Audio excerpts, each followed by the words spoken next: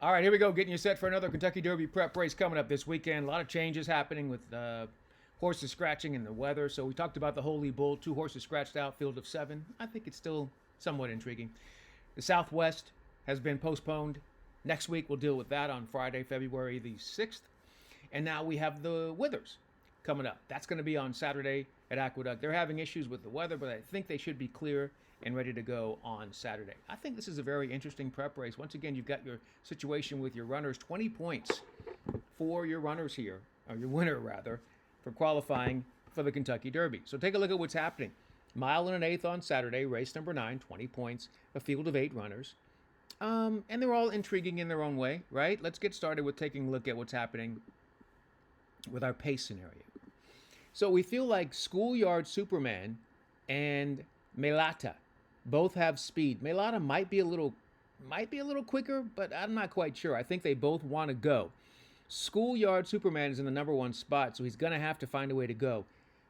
I've said this before, and I'm hoping Manny Franco can do what he's supposed to do and push from that inside spot.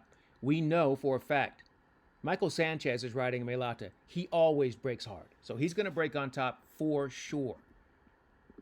Then, what happens after that? Okay, so Otino is a runner that's got some route speed, but he'll try to keep up with them.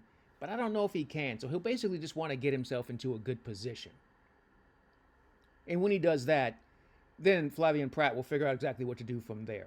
Horses have done a good job routing in both of his starts, including that debut at Aqueduct when they ended up running 3rd. So the horse was able to sit off the pace and make the move, and then just went out there and sat close to the pace. I don't think he's going to be part of the pace. He'll just try to keep up and stalk them so he doesn't have too much work to do when the real running starts. And then there are some runners that they appear to be rounding into form, or they seem to have some ability that's above the others in this race.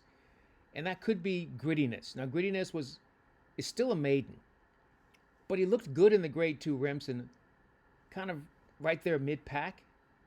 And so I think maybe Todd Pletcher is expecting this horse to sit and then run them down. I haven't seen evidence of enough of a kick from this horse to be able to do anything. If you watch the race replays, he just kind of runs around in a circle. So I'm not quite sure if he's good enough to do that, but that's going to be their plan. And so there it is. You don't have a lot of speed in the race. You have 2 horses that definitely want to go, and then another horse is going to try to stay close to them. I just need those 2 horses to go. And if those 2 horses can go, then it sets it up for what we want.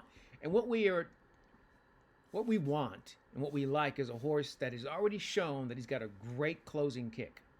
The problem is he's too far back, and I don't trust his rider. But I do believe that he has the best chance to do it. And that runner is Project Ace. And here's what I mean. This horse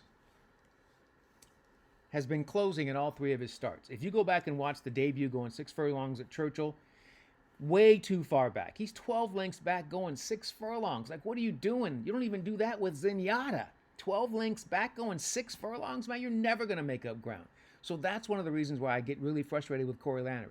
Now listen, Corey Lanerie doesn't give 2 Fs about what I think. He's got a great career. He's got thousands of victories, stakes races. He's fantastic. He's good to go. But anybody who's a player knows that you're taking a chance with Corey because he's going to do one thing pretty much every single time. What's he going to do? He's going to save ground and come up the rail.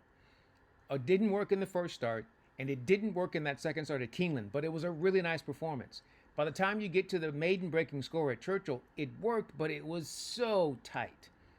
Man, I'm hoping that Corey is realized, and maybe even the future Senator Dale Romans has realized, hey man, we can't be this far back.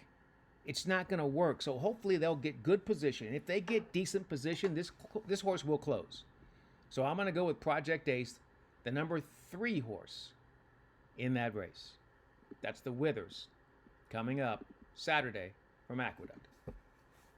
All right, that's how we do it. In the meantime, in between time, until next time, that's going to do it for us here on Horse Race Bets. I'm Ken Rudulph. Do me a favor. Good luck, and please enjoy whatever you're into.